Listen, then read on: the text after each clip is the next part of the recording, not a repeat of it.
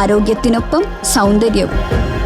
സമഗ്രമായ ആരോഗ്യത്തിന്റെയും സൗന്ദര്യത്തിന്റെയും പുതിയ തുടക്കത്തിനായി മട്ടാഞ്ചേരിയിൽ സ്ഥിതി ചെയ്യുന്ന ആയുർസ്പർശ് ആയുർവേദ ഹോസ്പിറ്റൽ നിങ്ങളേവരെയും സ്വാഗതം ചെയ്യുന്നു.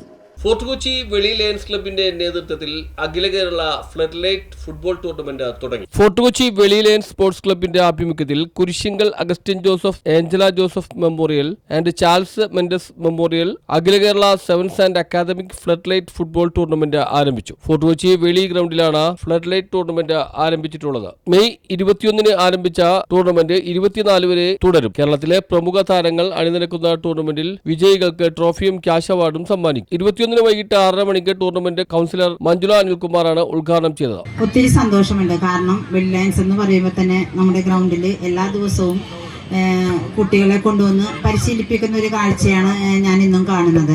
കാരണം അത്രത്തോളം എഫേർട്ട് വെളി ലയൺസിലുള്ള ഓരോ അംഗങ്ങളും എടുക്കുന്നുണ്ട്.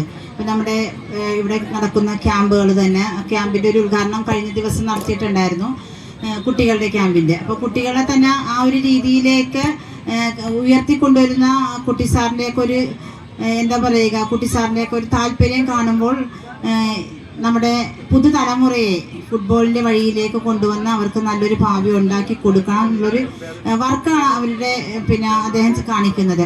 അപ്പം അതുപോലെ എല്ലാവരും, കുട്ടി സാറ് മാത്രമല്ല, നമ്മുടെ ജോജൻ, പിന്നെ അതുപോലെ ആൻസി, ചാർലി ചേട്ടൻ, ഒത്തിരി പേരുണ്ട്. എല്ലാവരുടെയും ഞാൻ പേരെടുത്ത് പറയുന്നില്ല. ദാസ് ഉൾപ്പെടെയുള്ള ഒത്തിരി ആളുകളുണ്ട്. ഇപ്പം ഫുട്ബോൾ എന്ന് പറയുമ്പോൾ കഴിഞ്ഞ കാലങ്ങളിലെല്ലാം തന്നെ തീരദേശ മേഖലയായ നമ്മുടെ കൊച്ചിയിൽ നിന്നൊക്കെ ഒത്തിരി കളിക്കാരുണ്ട്.